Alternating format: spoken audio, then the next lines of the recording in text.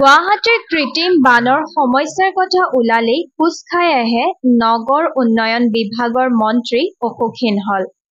সম্প্ৰতি বিতৰ্ক আছে ইউ.এছ.টি.এম অসমৰ বাবে বিপদ নেকি? সাংবাদিকৰ পোনপটীয়া প্ৰশ্ন। কাৰণ ইউ.এছ.টি.এমক লৈ বিতৰ্ক চলি আছে। মুখ্যমন্ত্ৰীয়ে গুৱাহাটী বানৰ বাবে দোষাৰোপ কৰিছে ইউ.এছ.টি.এমক। এই প্ৰসংগৰ পৰা আঁতৰি মন্ত্ৰীজনৰ উত্তৰ আজি পূৰ্বপুৰুষসকলক সন্মান জনোৱাৰ দিন। গতিকে এয়া কথা নাই।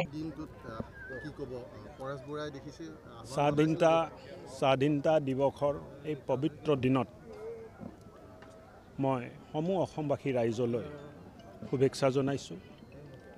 আজি আমি শ্ৰদ্ধাৰে স্মৰণ কৰিছোঁ আমাৰ পূৰ্বপুৰুষসকলক, যিসকলে ত্যাগ আৰু বলিদান স্বীকাৰ কৰি আই ভাৰতীক স্বাধীন কৰিলে। আজি আমি সংকল্প লওঁ যে সমূহ অসমবাসী ৰাইজৰ লগত আমিও সংকল্প লওঁ যে আই ভাৰতীক আগুৱাই লৈ যাবৰ কাৰণে, আই অসমীক আগুৱাই লৈ যোৱাৰ কাৰণে আমি দিনে নিশাই কষ্ট কৰিম। লগতে শিক্ষাগুৰুসকলকো আমি আহ্বান জনাইছোঁ যে এক দেশপ্ৰেমী মানৱ সম্পদ গঢ়িবলৈ, ভাল নাগৰিক তৈয়াৰ কৰিবলৈ আপোনালোকে মনোযোগ কৰক।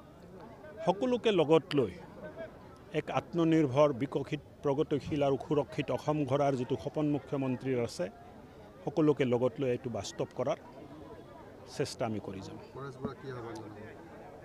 আজি এক পবিত্ৰ দিন আৰু এই দিনটো আমি চাবলৈ পাইছোঁ বহুত মানুহৰ ত্যাগ, বলিদান, তপস্যাৰ ফলত আমি পাইছোঁ। আজিৰ এই পবিত্ৰ দিনত আমি বেলেগ কথা চিন্তা কৰিব নালাগে। দেশখন, ৰাজ্যখন কেনেকৈ আগুৱাই যাব পাৰে, অসমখন কেনেকৈ সুৰক্ষিত হ'ব পাৰে, অসমখন কেনেকৈ বিকশিত হ'ব পাৰে, এই চিন্তাবোৰে আমাৰ মাথাত আহিব লাগে। এই অসম নাই।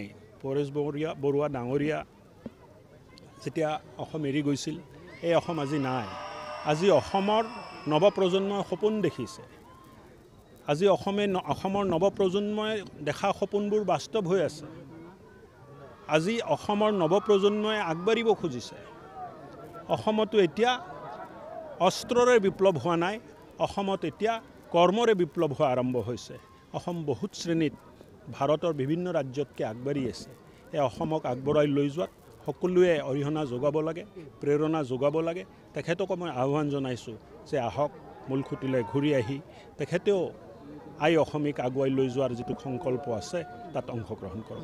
এতিয়া ৰাজ্যত বন্ধুকৰে বিপ্লৱ নহয়, উন্নয়নৰে বিপ্লৱ হোৱা বুলি উল্লেখ কৰি আলফাৰ সেনাধ্যক্ষ পৰেশ বৰুৱা উলটি আহি ৰাজ্যৰ উন্নয়নৰ সৈতে চামিল হ'বলৈ আহ্বান জনায় মন্ত্ৰীগৰাকীয়ে। তেজপুৰত স্বাধীনতা দিৱসত ৰাষ্ট্ৰীয় পতাকা উত্তোলন কৰাৰ পিছত এটাই কথা বাৰে বাৰে মন্ত্ৰীজনৰ মুখত, যিসকলৰ বাবে আজি ভাৰত স্বাধীন হ'ল তেওঁলোকলৈ মাত্ৰ শ্ৰদ্ধা।